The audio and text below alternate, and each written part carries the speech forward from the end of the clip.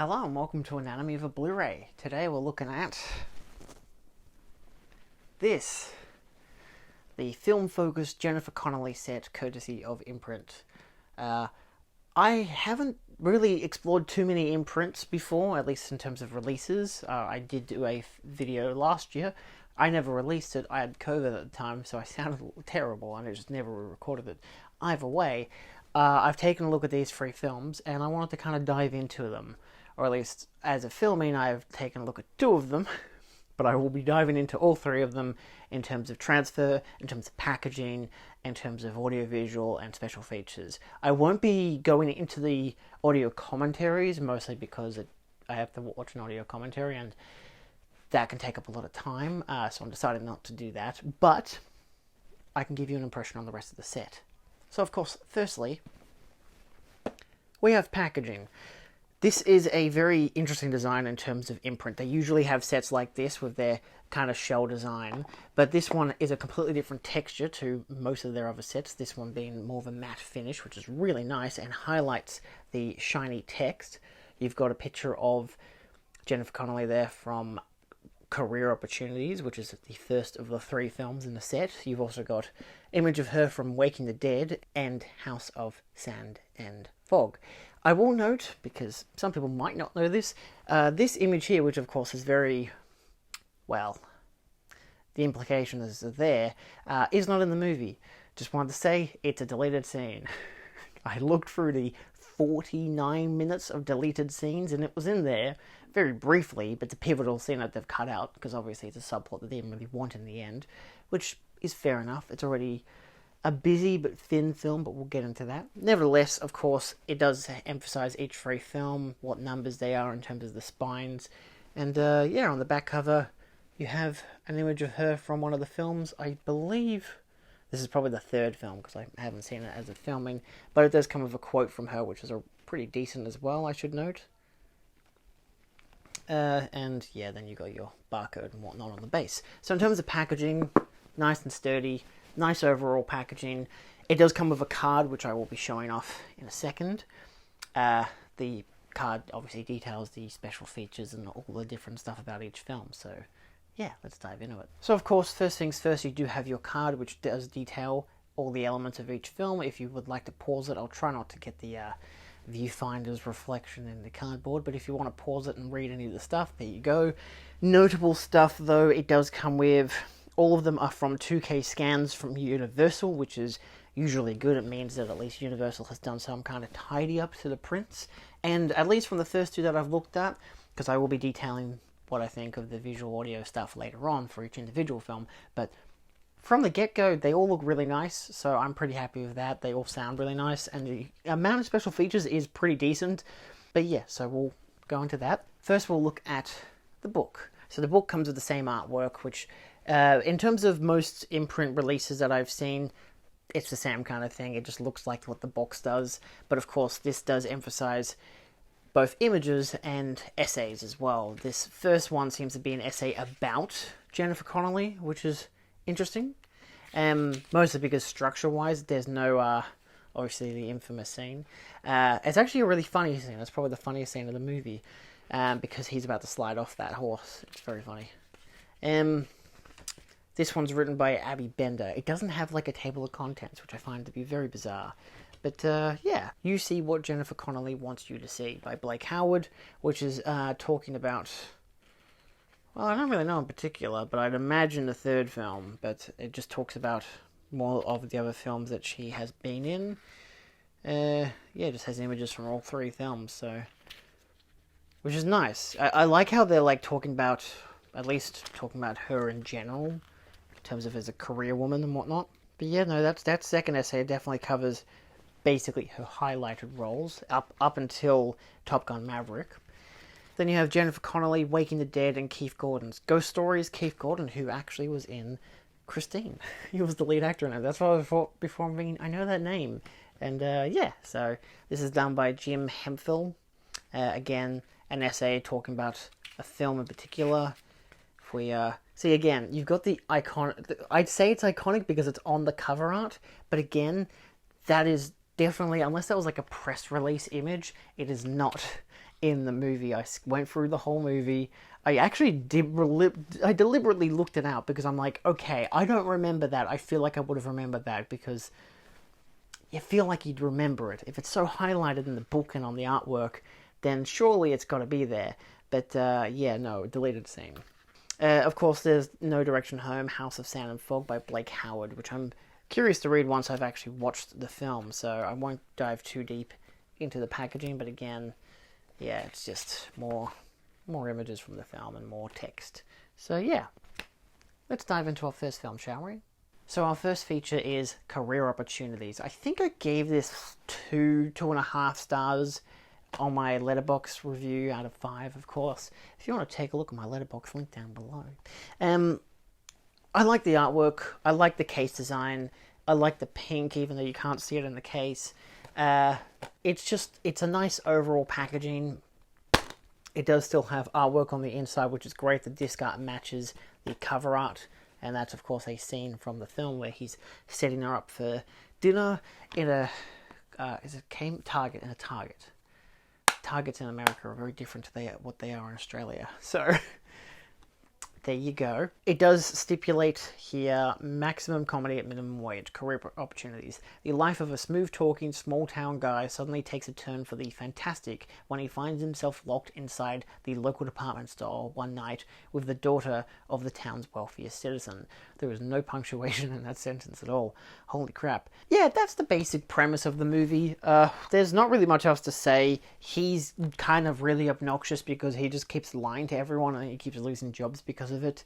His dad is like, okay, you either work at Target or we will literally ship you off to another state because we do not want to deal with you anymore.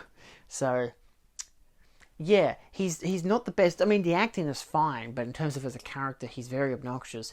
And it has one of those elements of, there's no resolution for him realizing that he's this kind of person. There is a line where she says to him that everyone calls him, the town liar and whatever. And he's like, everyone thinks of me that way. But it doesn't really impact his character much. Like, it doesn't really change how he looks at stuff.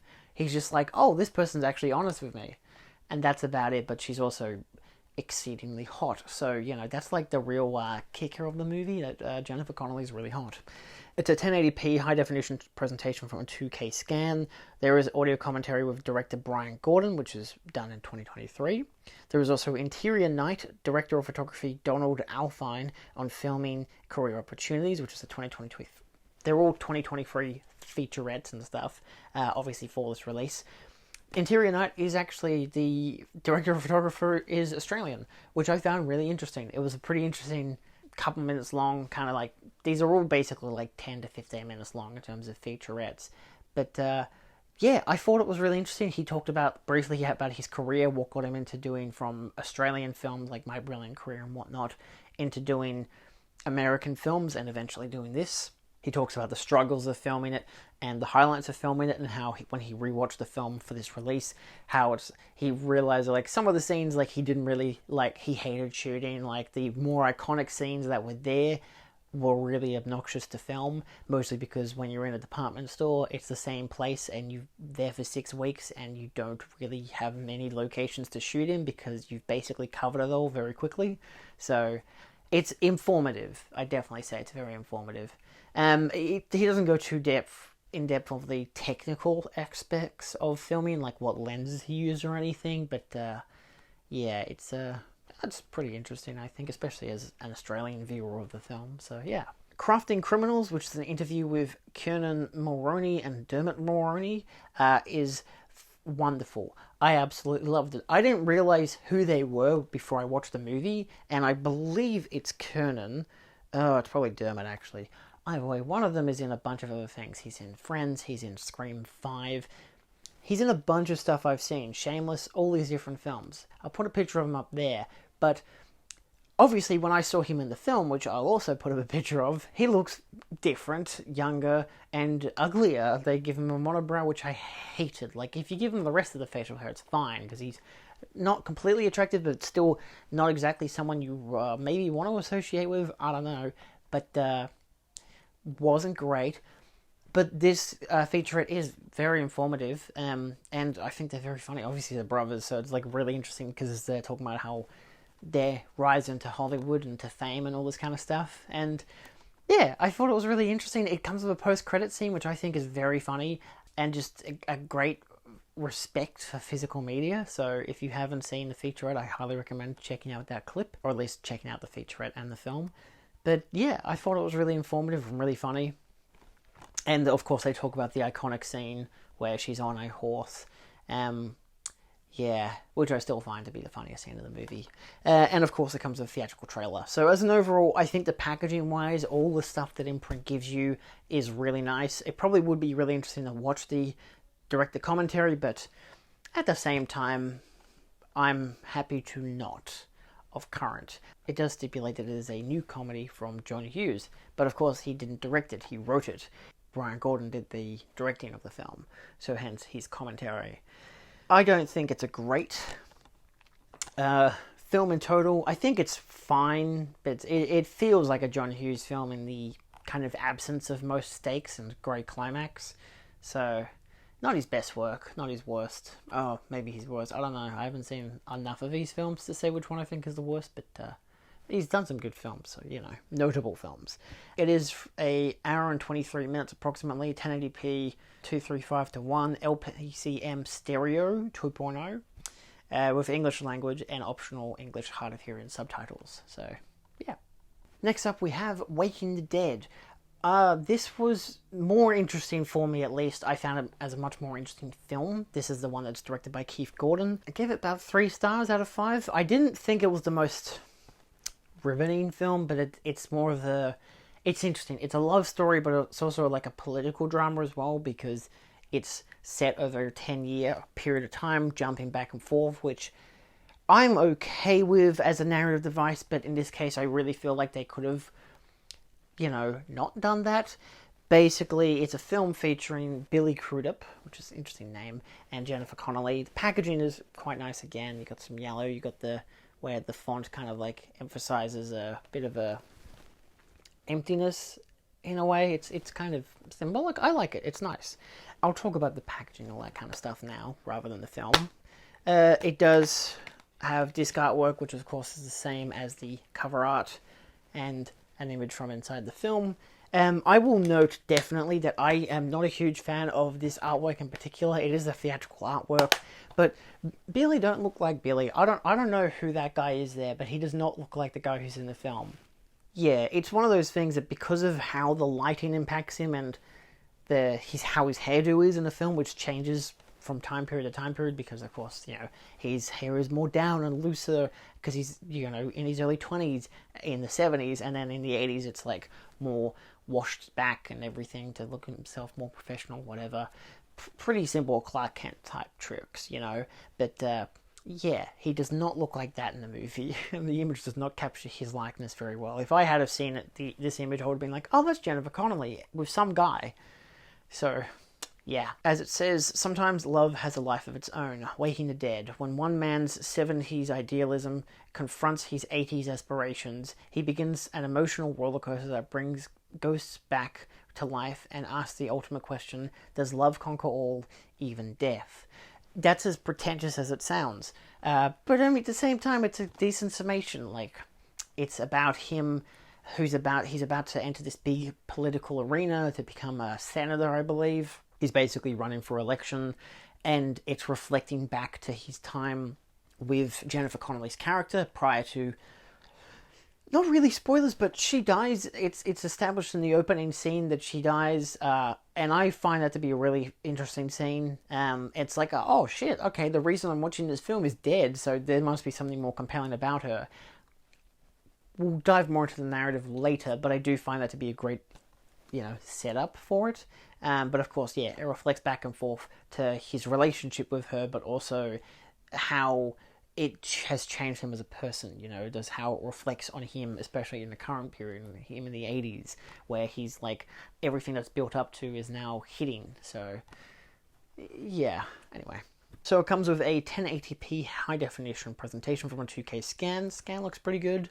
I had no real complaints about it, but obviously if you want to go into a lot more detail, it probably could look a bit nicer, but I don't know, I was happy with it. For what it was, the romantic drama kind of deal, I think it looked fine. There's an audio commentary with director Keith Gordon, as well as an audio commentary with film critic Bilge Ebiri, which is from 2023. Archival making of featurette, trailer, and deleted scenes with optional commentary by director Keith Gordon. It is roughly 49 to 50 minutes worth of deleted scenes. They're interesting when you notice elements of the film, like Ed Harris pops up in the film. Interesting when he does it, because he pops up, you see him on the TV. It's basically he's had to retire in order for now our main character to take his place. And they have a scene, there's a delayed scene of the conversation between the two later on, but he's not in the rest of the film. He's only in that on the TV, and I'm like, oh, that's that guy. And then he's just not in the film. So it's like, okay, that's interesting. They've also got like these extra subplots, like with Sandra Oh's character, who is definitely portrayed more as a racial stereotype in the film, because she's let's just put it this way. She's an Asian woman who's been taken from her country, promised the high life in America, only to be put into as a prostitute, basically. And the main character's brother has fallen in love with her and wants to release her from her prison and, free her. And they don't really dive too much into it in the film. The whole thing is it's meant to seem like it's a reflection on the two brothers and how our main character doesn't want to use whatever power he has to help his brother. He thinks it's like that's exactly what he doesn't want to do, be corrupt. So it's an interesting reflection of that, but the amount of detail that they go into to show later on that she has been like broken free from this place, in the deleted scenes it emphasizes this is how they did it. It shows her being broken out, and then they show another scene later on where the two of them are talking, this being Sandra Oh's character and Billy Crudup's, and she's saying how, because she's like, oh, my English not very good, the kind of stereotypical stuff you expect, but it's because she's like, oh, in my home country I'm like considered really smart, I did really well with my grades, I had a prosperous life ahead of me, but then coming here everyone thinks I'm stupid because I can't speak the language. So it's interesting, to say the least. The fact that it's all been cut out is kind of like, okay. It's kind of dull, but it's stupid that they cut it out, I think, at the same time. But like, if you're gonna have her in it at all, why would you? But I guess it's like when you get to the stage of editing, you realize, oh well, she's already in the second half, we can't really take her out, let's put up a scene to set up who she is but not develop any of that. And that's kind of the flaw of the film, where it does that a lot of times, where it'll set up a lot of stuff and then not pay it off or not develop it. Like, you look at in this case, Jennifer Connelly's character, and it doesn't really develop her much as a character. She seems, I'd say, a political manic pixie dream girl, if you will. The deleted scenes does emphasize that she was like abused by her father, and it has the two of them going back to her childhood house and everything. And there's even a point where she wants to have a kid, which is obviously the image from the cover of the box. That's like, she's like, I want to have a kid, and then sex scene ensues, and she decides not to during the sex scene. And that's like an interesting character thing, but it's like, even if that was in the film, it's not emphasized as to why. It almost makes it seem like it's an excuse for a sex scene rather than is there any reason? Like, does she think she's gonna die? Is it one of those like, oh, she has second thoughts because she's realized that this guy, who despite she loves so much, has such a future ahead of him that she can't be in that future, and hence she wants to pull out of it all, literally and figuratively. So yeah, I feel like it probably could have worked if that scene was in it for that reason. None of the other deleted scenes interested me too much. Stuff with his parents, stuff with his family, just expanded stuff after he's like had a mental breakdown. So yeah, it's interesting. I think she's good in the film, Jennifer Connelly. I think their chemistry is great, her and Billy. I don't think their characters are particularly amazing, or the narrative is particularly amazing. Like, it doesn't really know if it wants to be a romance or focus on a political stuff, and it kind of is more politically focused than it is romantically, because of course it just keeps cutting back through flashbacks. And yeah, I can see why people would probably not like the structure, because it's like, think about it this way: if you start the film showing that she's going to die, and then maybe setting up that he has some political things going on in his life, and then he reflects back, and you get this whole entire part with his romance of her, and then you kind of got this budding nature of him in terms of a political aspect, how it's all growing in his life, how it's been fed through his life, which is emphasized. His name's filled in and all this kind of stuff. She even notes how your name is literally the name of someone who's going to be important, you know.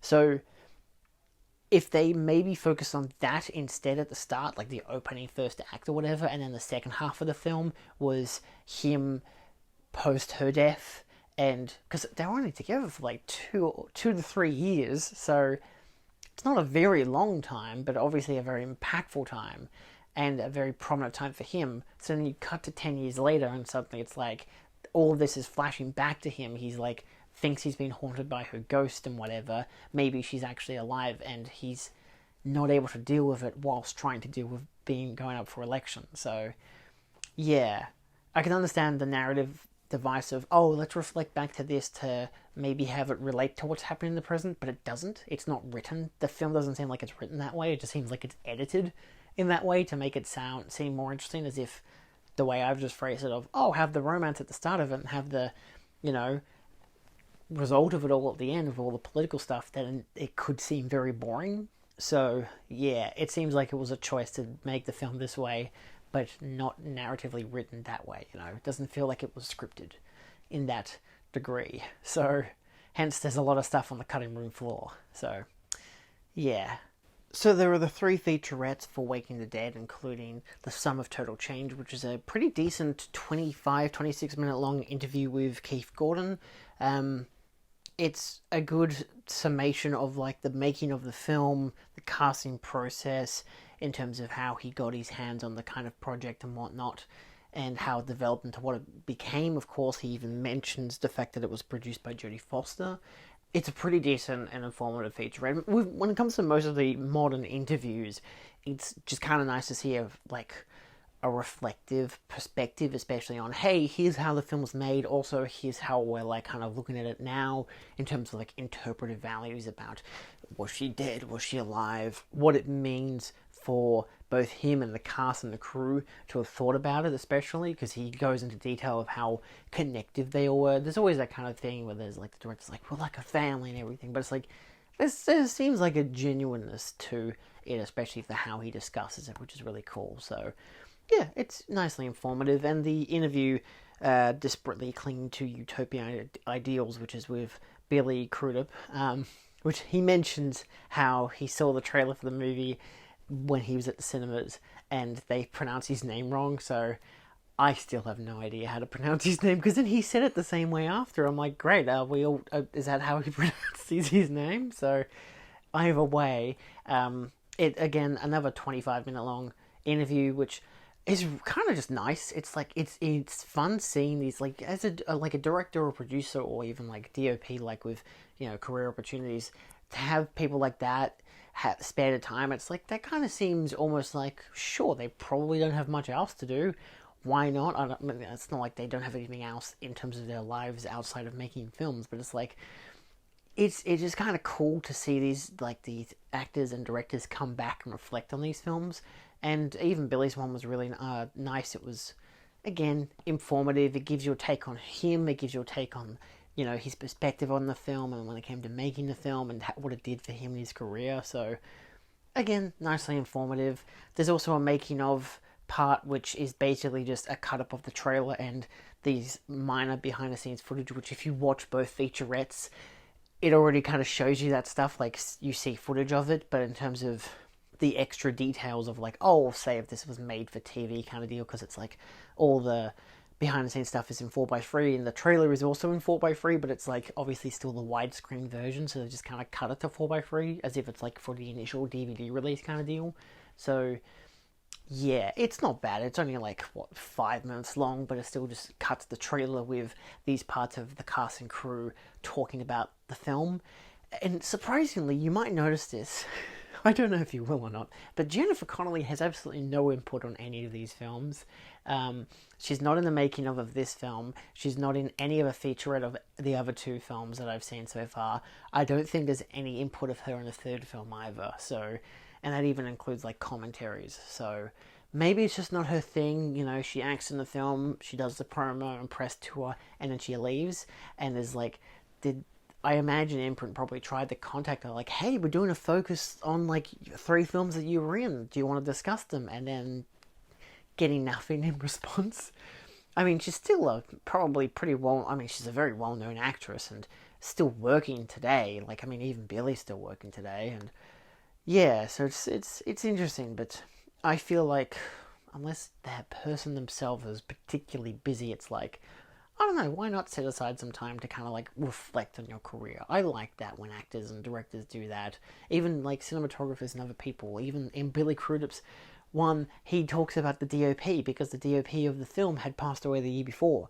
So even he was talking about how like he loves the kind of people like this DOP and like with Keith Gordon and the way that they behave with their actors and the way that they're able to make the set all feel nice. He even said how like there's this really important scene at the end of the film where he's doing this whole monologue, and the boom operator before they started filming said, "Hey Billy, it's a tough scene today, but we're all here for you." So like the point being is that like as a film set, they're all together. They're all like, again, even how Keith had said they're like a family. It's like they're operating as this one collective unit, all backing each other up to make sure they get the best out of what they have. So it's nice seeing that as a reflection in these.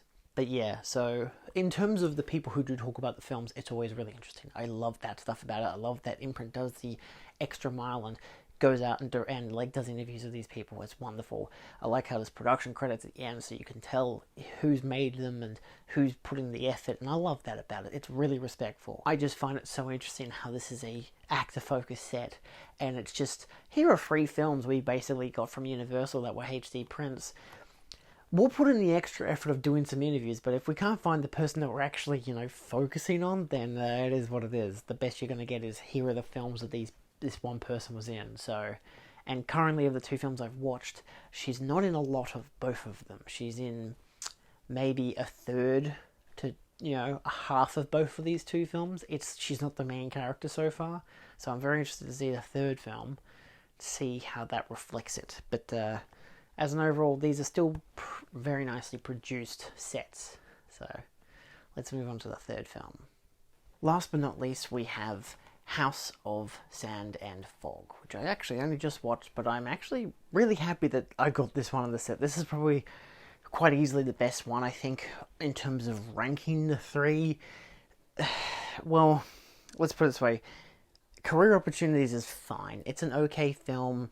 If you want to go into it for sexualizing Jennifer Connelly, that's a pretty good props there for you, basically. But it's fine. It's not a great film, but it's okay for what it is. Waking the Dead is a much better film, but it definitely loses its way and gets a bit muddied in its narrative. But it has very compelling performances and a very nicely done romance. So, yeah, in terms of House of Sand and Fog, I gave this 4.5 stars. I absolutely loved it. It is a riveting drama. Something that I don't think you really see anymore in terms of film unless you get like indie dramas, and they're just like, like when you say A24 films as a genre, this is what I mean in terms of indie dramas as a genre. Like, I mean, it is obviously a genre, but like, there's such a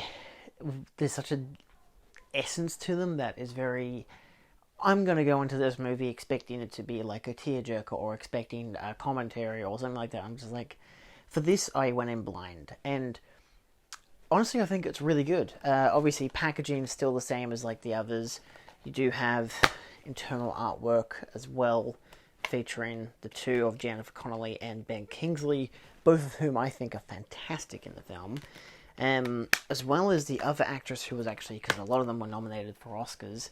Jennifer Connelly wasn't, because she was pinned against, annoyingly, the name of the actress is not on the actual credits. They instead put Frances Fisher and Kim Dickens in the leading credits instead, one being the lawyer, one being the wife of the cop, who's only in 2 scenes. The lawyer is in like 3 or 4 scenes. But like the, what's her name? They've got it here. Sheree Agdashlu. See, she's an Iranian actress. She's terrific in the film. She's just not credited on the back, which I think is really, really stupid. But that's just how the film was like advertised. Like, oh, we'll put all the white people in as the focus point, which is so stupid. Nevertheless, the film looks fantastic. It's shot by Roger Deakins. It looks really good. The scan is quite nice. There are still a few dots and speckles every now and again at around the 34-minute mark, and a bit later there's a black spot that appears every once in a while, but it wasn't too irritating, and, it's just obviously one of those things that they probably missed through the edit because it is just a HD scan. It's not exactly a complete remaster. But, yeah, it's definitely the best looking of the three. I think Waking the Dead looks the weakest in terms of print, especially after going over the special features again and them showing parts of the footage. It looks the weakest, even though it's, you compare it to Career Opportunities, which was shot basically all in one location, but it has a better print, it looks nicer, so yeah. House of Sound and Fog is a 2 hour and 6 minute long film. It's presented in 1080p, it's 178:1, DTS HD 5.1 surround sound, as well as LPCM 2.0. I just watched the 5.1, it sounded fantastic, the score was brilliant, so honestly, worth watching through that. There wasn't any real issues. There was one click at around the 30-minute mark where it seems like there was one fade that the audio kind of clicked out and in again. I don't know if that was a thing of the print or if it was my system, but it's just a weird thing. It does come with English language, optional English, hard of hearing subtitles. You've got the audio commentary with Ben Kingsley, director Vadim Perelman, and novelist Andre Dubus III. I did not look through the audio commentary, but that's probably got some good insight, given you get the writer-director of the film, the writer of the book, and Ben Kingsley, so that's pretty nice. You have When the Fog Clears, which is an interview with the director Vadim Perelman 20 years later. Yes, my pronunciations are up the shitter. I do apologize. This was interesting. It has some interesting touches on. He talks about quite a few things. At first, it's like a tangent about, I think, a producer or someone who he did an interview, and it was apparently a really candid interview, so he thought it was just going out for drinks or whatever, talking, and then it became published, and he had said some bad words about one of the producers or whatever who got angry at him. It's a whole thing that he's talking about, but then he goes on to talking about how he wanted to make sure that the film, he had enough power in how the film was portrayed, because it was one of his first features and whatever, and the fact that it was hard enough to make as it was. He even said it was of the time, wasn't like an indie film, but he mentions some interesting stuff about how they portrayed the characters, and it being a reflection of no one's really purely good or purely bad, everyone has their motivations for things. He compared a lot of stuff to Ayn Rand or Ayn. Oh my god, that Rand person who I cannot pronounce the first name. It's like Ayn Rand or some shit. Oh my god, it's like AYN or some. It doesn't matter. Look, you know who she is if you know who she is. But yeah, I think there was something I wanted to note. It ends with a nice discussion of morality and who was right and who was wrong, which is good. So it's a weird interview. It's only 15 minutes long, but it has some interesting points. I think because the audio's a bit off, it sounds a bit weird, so trying to balance that with what he's talking about is a bit, But then you have Building the House editor Lisa Zeno Churgin on the House of Sound and Fog. This was really fun. It's interesting to see an editor's point of view. She basically talks about her her career into editing and what got her into it, and then of course editing this film and working with the director and how she balances all that stuff. It's just, it's very candid and very informative. She discusses the director and how he approaches the film and how she got to be on the set to see how the film was filmed, as well as, editing and post and all this kind of stuff. So editing at the same time and sending dailies and all this stuff that's a lot of behind the scenes for editors, which is really cool. She even talks about using fades and stuff, which is in different transitions that whether they were popular at the time or not and whatever. So that was pretty interesting. I've seen a couple of the films that she's edited and been an assistant editor on. So yeah, it's nice to put a face to the name kind of deal. I guess people don't really think about editors that much. I mean, obviously me editing my own videos, but this is my own videos. It looks like shit. It's going to be edited to shit. It's nothing fancy. It's just YouTube. But there is Finding Nadi, a conversation with actress Sarah Agdashlu. yeah, great pronunciation of me. This was really, really cool. This is like a, again, 15 to 20 minute long interview. It's the interview of the actress exploring her career. It's like those like GQ interviews that they do on YouTube where it's like looking at the actor's career and then they cut it to shit with like, say the name of the movie that was released in 2003 and all that bullshit. Instead of it being edited like for an audience who have no attention span, it actually allows itself to breathe. You've got some great visuals, you get some great images, and she talks about the revolution in Iran and how her career started as an Iranian actress, and then how she ended up getting this job and working with Ben Kingsley and all this kind of stuff, and working with the director. So yeah, that was really nice. She has a very interesting voice, which was interesting. Obviously a lot of people would look at it and be like, oh, that sounds like a chain smoker, but apparently that's just what her voice sounds like. But she doesn't sound like that in the film, so it's like developed over time, which is unique. Also, because in my research on her as an actress, I found out she did the voice of Gozer from Ghostbusters Afterlife, and then I realized, and I haven't watched that film, looked at the clip and realized, oh, yeah, no, that's definitely her voice on Olivia Wilde's face. So, yeah, that was interesting. It's really informative. It's a very good interview about her and about how she looks at her character as well, and how her character is the complete opposite of her, where Nadi is this, you know, closed-in person who doesn't, you know, speak out. She's very silent, whereas herself, she's very much the opposite, very much a, you know, political activist and stuff like that. So, yeah, it's really interesting. Definitely worth watching. I did not take a look at the deleted scenes. I did take a look at the audition tape for Sora, and it's an audition tape, it's fine. I kind of just went for 2 minutes of it and I'm like, yeah, I get the point, it's audition tape, whatever. I didn't look at the archival behind the scenes featurette, but because it's about 15 minutes long, and I'm like, I'm good, you know, I've already dealt with this film, including all of the, you know, featurettes. It's a very emotional film, so I'm like, I need to breathe, you know. So I instead watched the slideshow with comments by cast and crew, which is basically like a 6-minute featurette where it's showing clips of the film, and you just get different, you know, talking heads and whatever. So you get Ben Kingsley, Roger Deakins, the actor, the writer and director. You get Sora, I still cannot pronounce her name, but she's in it as well. And lo and behold, Jennifer Connelly shows up for like 30 seconds. Yeah, I think she's also in the making of featurette as well, but for the most part she's hardly in any of these. So yeah, as an overall, I definitely recommend House of Sand and Fog. Of the three, I think that it's basically Career Opportunities is the only real dud of the film, but it's still a decent film, and it has some, the 2 featurettes it does come with I do really like. So yeah, props there. But as an overall, what do I think of this set?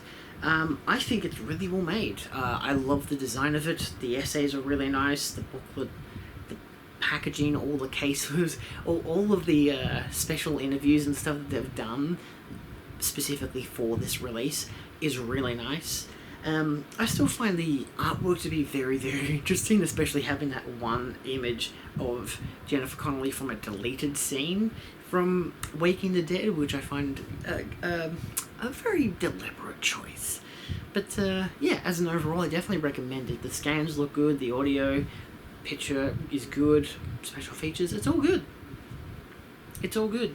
I definitely have to read more into the the essays basically, but it's really nice to have them, because Imprint don't do that enough, I don't think, where they actually have essays about, whether it be, in this case, it's the actor, Jennifer Connelly, and the films that she's been in.